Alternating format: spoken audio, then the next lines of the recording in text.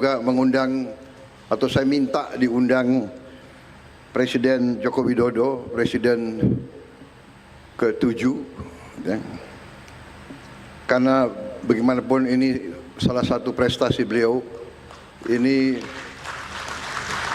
dimulai di zaman beliau juga hasil kesepakatan, hasil lobby beliau dengan pimpinan Korea. Jadi sepantasnya beliau ke sini, ya. Hanya beliau minta maaf, beliau telepon saya, beliau belum bisa hadir, dan saya juga sampaikan kita maklumi, ya.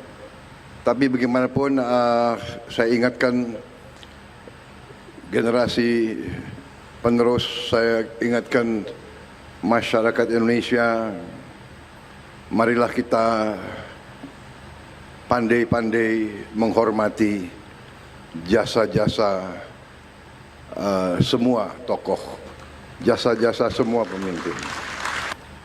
Saudara Bahlil Lahadalia sebagai tuan rumah penyelenggara, Chairman of the Lotte Group, Mr. Shin Dong-bin, beserta seluruh jajaran pimpinan Lotte Group yang hadir di sini hari ini, Menteri Koordinator Perekonomian, Saudara Erlangga Hartarto, Menteri Luar Negeri hadir, Saudara Sugiono, Menteri Sekretaris Negara, Saudara Prasetyo Hadi, Menteri Perindustrian, Saudara Agus Gumiwang Kartasasmita, Menteri Investasi dan Hilirisasi, Saudara Rosan Perkasa Ruslani, Kapolri Jenderal Polisi Prabowo, Listio Sigit Prabowo. Nah, ada Prabowonya itu.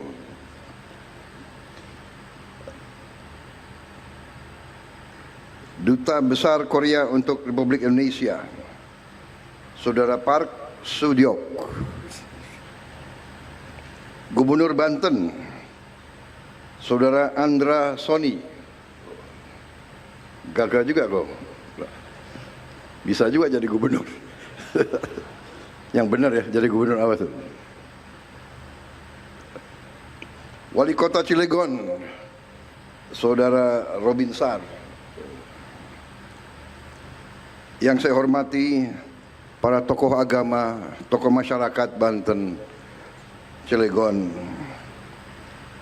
para pegawai PT Lotte Chemical Indonesia, seluruh hadirin dan rekan-rekan pers media yang hadir di peresmian Lotte Chemical Indonesia.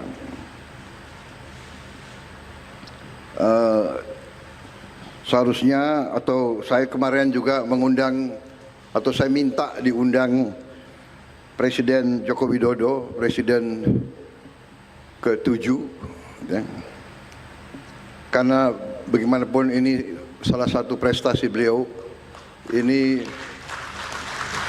dimulai di zaman beliau juga hasil kesepakatan, hasil lobby beliau dengan pimpinan Korea. Jadi sepantasnya beliau ke sini, ya. Hanya beliau minta maaf, beliau telepon saya, beliau belum bisa hadir, dan saya juga sampaikan kita maklumi, ya.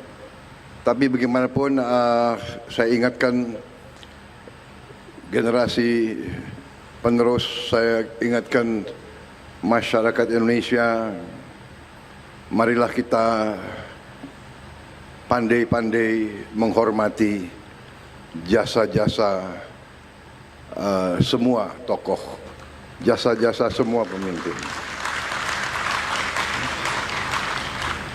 Pemimpin itu manusia. Apakah pemimpin maha paripurna? Ya tidak. Pemimpin pasti ada kekurangan, tapi pada esensinya marilah kita punya rasa keadilan di hati kita. Marilah kita menjadi manusia yang jernih. Marilah kita menghormati orang tua, menghormati semua yang berjasa. Tradisi kita, budaya kita, bangsa kita, kita punya budaya, yaitu saya kira di semua suku ada istilahnya dalam bahasa Jawa itu mikul dhuwur mendem jero. Kepada keluarga kita, hal yang baik kita angkat setinggi-tingginya. Kalau ada kekurangan, ya kita pendam, kita perbaiki. Tapi janganlah kita teruskan budaya hujat menghujat, ejek mengejek. Kita harus kerja keras. Saudara-saudara, saya terima kasih kepada chairman dari Lotte Group dan seluruh unsur dari Lotte Group, juga dari pemimpin-pemimpin Korea. Saya termasuk yang kagum sama bangsa Korea. Saya kagum dengan budaya mereka. Saya kagum dengan kerja keras mereka. Mereka bangsa yang kerja keras. Mereka bangsa yang mampu mendirikan suatu bangsa modern dari puing-puing perang, dari kancah peperangan. Korea adalah bangsa yang sangat sering diinvasi oleh bangsa lain. Mereka sama juga dengan kita, pernah dijajah. Tapi mereka tegar, teguh, disiplin. Mungkin dari sumber alam mereka tidak begitu banyak, hanya sumber daya manusianya, pemimpin-pemimpinnya tangguh. Kenapa saya sampaikan ini? Saya pernah punya pengalaman baik, banyak pengalaman baik dengan pihak Korea. Waktu saya di tentara, saya dibantu pelatih-pelatih dari Korea. Mereka sangat keras, mereka melatih dari depan. Jadi mereka itu, saya ingat salah satu pelatih dari Korea itu, dia orang Korea, pelatih judo, melatih tim saya di Kopassus dulu. Menjelang hari Natal, saya panggil dia, saya bilang, "Profesor, ini besok adalah hari Natal. Saya minta para anggota diliburkan." Dia bilang, "Tidak bisa, Jenderal. Harus latihan. Loh, ini hari Natal. Besok hari Natal." "Tidak ada masalah, Jenderal. Saya juga orang Kristen." Jadi profesor itu orang Kristen. "Tidak ada masalah, Jenderal. Saya orang Kristen. Kita nanti ke gereja jam 10. Kita kebaktian, misa, nanti jam 1 latihan lagi, training." Saya lihat dia hebat juga orang ini. Habis itu berapa minggu kemudian Lebaran, Idul Fitri, saya panggil dia lagi, "Profesor, besok hari besar untuk umat Islam, harus libur." "Jenderal, saya sudah tanya kepada ahli agama, yang wajib itu Idul Fitri, sembahyang sholat berjamaah di masjid jam 7 pagi. Dia tahu itu peraturannya, jam 7. Sesudah itu training, latihan. Habis itu dia dia tanya, Jenderal mau tim jenderal juara atau tidak? Mau. Kalau mau juara tidak ada jalan lain, harus latihan. Hanya ada satu rumus untuk menang. Saya tanya, apa rumusnya? Rumusnya 3. Nomor 1, latihan, training. Nomor 2, latihan, training. Nomor 3, latihan, training. Nah, ini pengalaman saya dengan orang-orang Korea. Jadi ini orang Korea ini bangsa yang tangguh.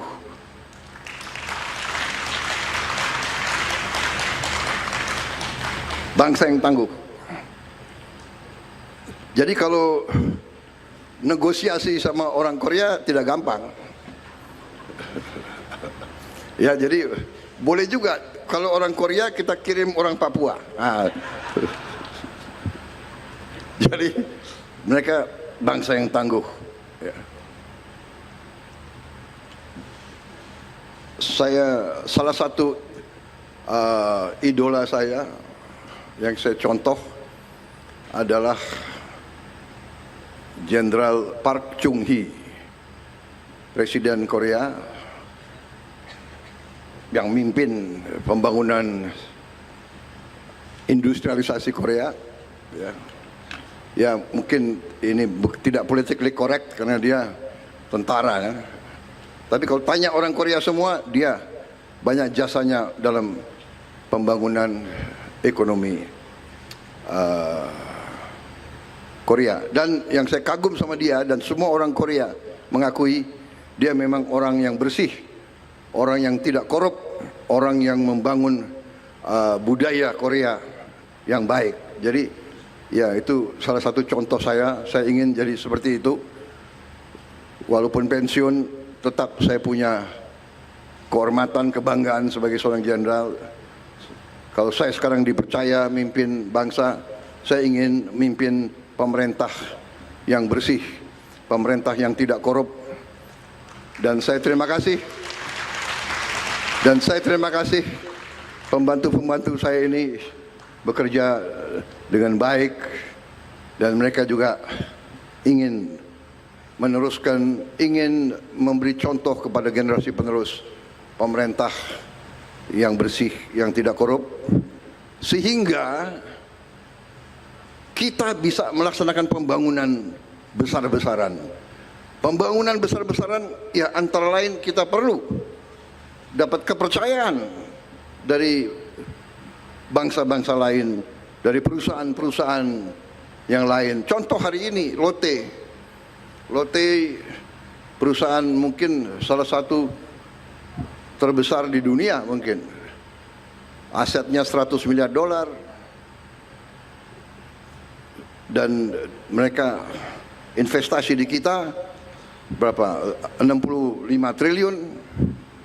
Ya, jadi saya sampaikan di sini bahwa ini contoh dan ini juga kenapa saya tadi ingatkan, saya minta Pak Jokowi diundang ya.